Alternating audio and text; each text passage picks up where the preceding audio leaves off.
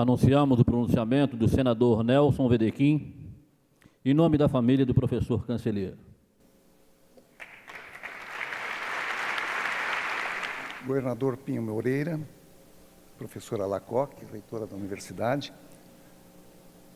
senhores e senhoras membros do Conselho Universitário, professores, diretores, servidores dessa universidade, estudantes, alunos, familiares do CAU, amigos do CAU. Luiz Carlos Cancelheiro de Olivo, o CAU está morto. Sobre o seu ataúde, nós derramamos as nossas lágrimas de dor e saudade. Nas estatísticas oficiais, a morte de CAU será contada como suicídio. Mas ninguém se iluda.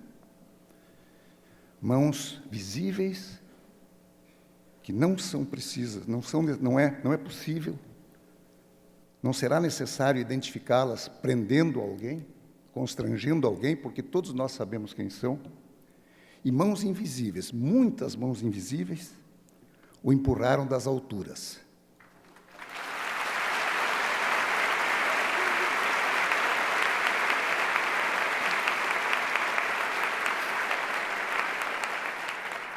De modo que os seus ossos se quebrassem, o sangue jorrasse na hemorragia incontrolável e a via se extinguisse rapidamente no choque terrível.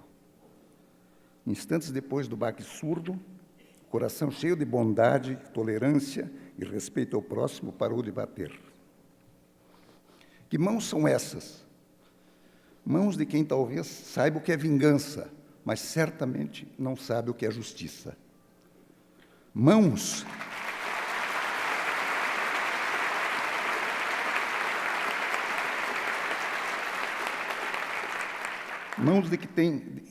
de quem só tem a si mesmo como virtuosos e honestos. Senhores do bem e do mal, da reputação de quem mal conhece e não tem nenhuma curiosidade para conhecer.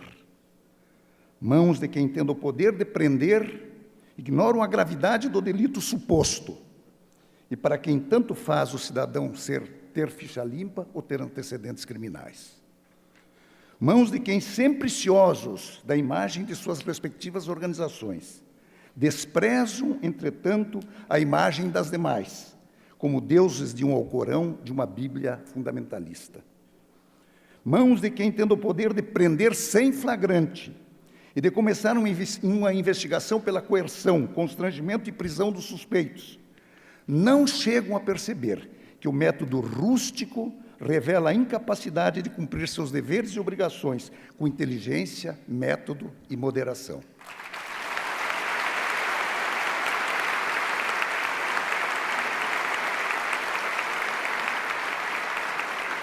Mãos de quem, ciosos do seu poder e autoridade, ao invés de exercê-lo com critério, partindo do pressuposto inalienável de que o cidadão pode ser culpado, pode ter uma parte da culpa, ou pode ter culpa nenhuma, pensando que seu juízo e sua intuição são infalíveis, só tem olhos para as evidências que confirmem as suas suspeições. Mãos de quem ainda ontem frequentava os bancos da faculdade, mas para quem a presunção da inocência, pináculo do Estado de Direito, pilar da democracia, conquista da civilização, é um inútil ornamento na lei. Mãos de quem não abrigam em seus corações nenhum sinal de bondade, de compreensão pelo outro.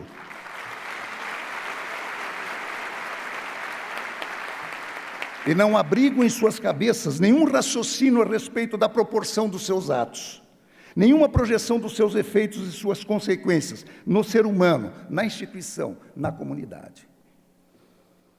Mãos que em nada parecem saber que a prisão, em toda circunstância, é desonrosa, à exceção das prisões nas ditaduras, dos presos políticos. Em nada parece saber que abate, constrange e humilha aprisionar alguém aprisionar, examinar alguém em corpo nu, vesti-lo em roupa de prisioneiro, e que tudo isso adentra pelo terreno da barbárie, ainda mais quando se faz sem flagrante, sem sentença e antes mesmo de ser réu. Mãos de quem se aproveita de uma época inglória e insana, de uma sociedade exaurida pelos escândalos públicos e que em boa parte dessa sociedade tem espuma e sangue nos lábios, para quem tudo é joio e só eles são o trigo, para quem, tendo na ponta da língua os chavões da época, de condenação geral aos bandidos de verdade que existem, mas levando juntos os que passarem perto e os inocentes que têm o azar de atravessar o caminho. Um pouco de humildade, um pouco de humanidade não lhes faria mal. Não conheço nenhum desses agentes da lei e não desejo conhecê-los, porque tenho medo deles.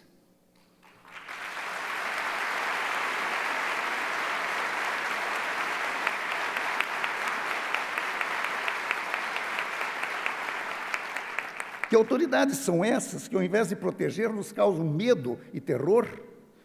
Quem são eles assim destituídos de humanidade e razão? É preciso agir com a mão assim pesada, com tal crueldade, com tal virulência, com tal desumanidade?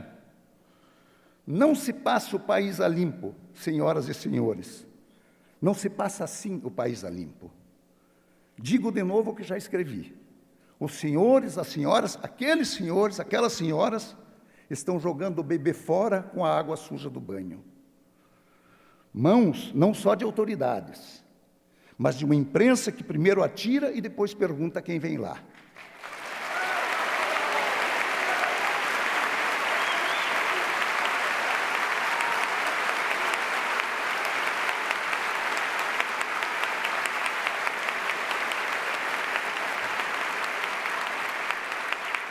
Isto quando e se pergunta. Uma imprensa que tomou como verdadeira, em princípio, a palavra da autoridade, não mediada, não contextualizada. Isso é alguma coisa que os homens de bem sabem, é que se tem alguma palavra da qual a gente deve duvidar, é sempre da autoridade constituída.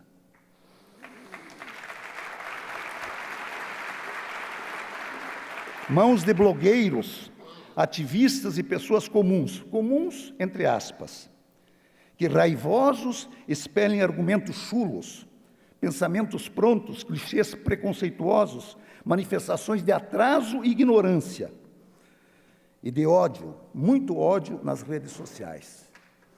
Mãos que confundem moral com moralismo de baixo custo, que a todos rotula por método, costume e um certo prazer sádico.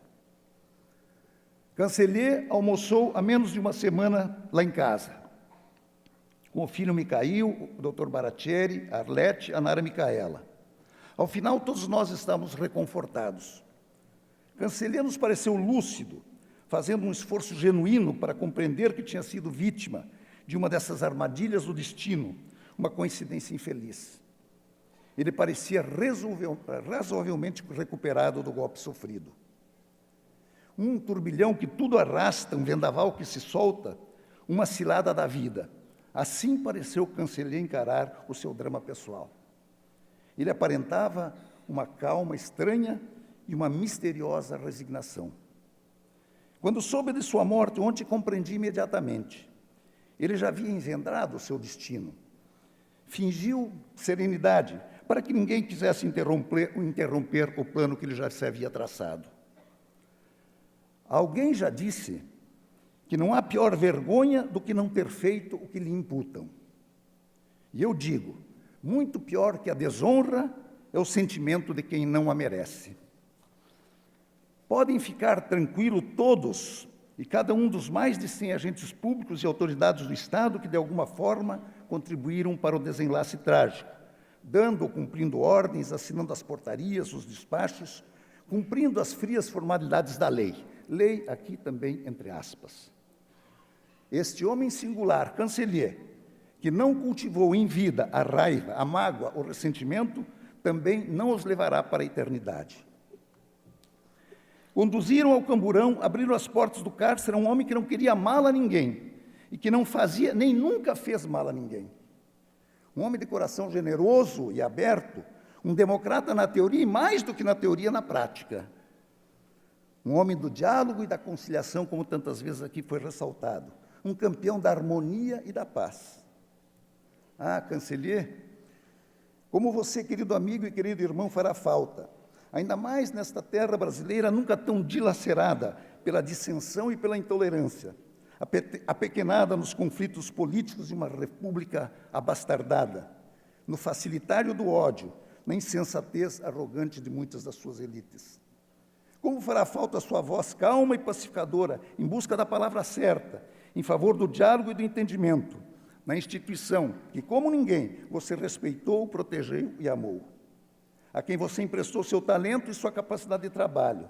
Esta Universidade Federal de Santa Catarina, o palco involuntário de uma tragédia que marcará para sempre, indelevelmente, a sua história.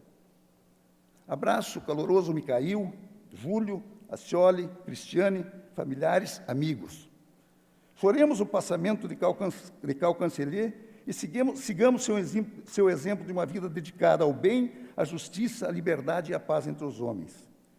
Descanse, Karl, em algum lugar e dimensão possível, e rezemos para que essa tragédia, que nos causa tamanho torpor e tal comoção, que nos fere tão fundo a alma, de alguma maneira seja uma lição para que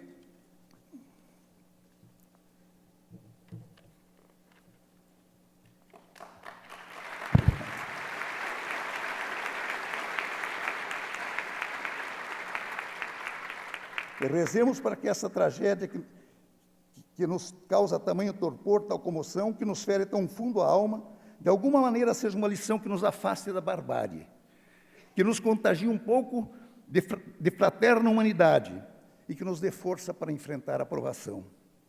Abraço sentido e caloroso, reitor Alacoque, pró-reitores, diretores, servidores e alunos.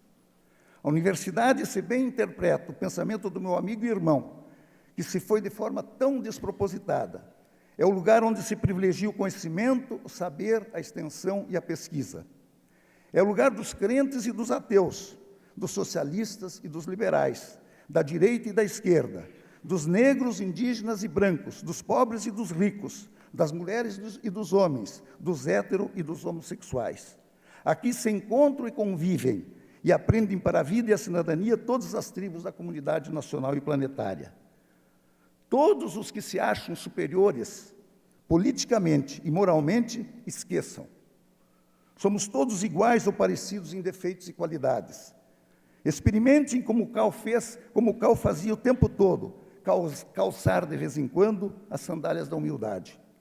A universidade não é um lugar apropriado para a guerrilha política, para o nós contra eles. Aqui podem e devem até se bater as facções, as narrativas históricas, mas ninguém é dono do futuro. E só uma busca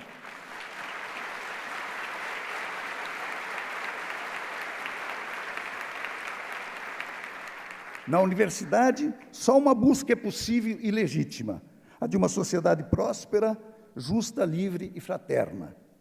Universidade rima com verdade e liberdade. Obrigado.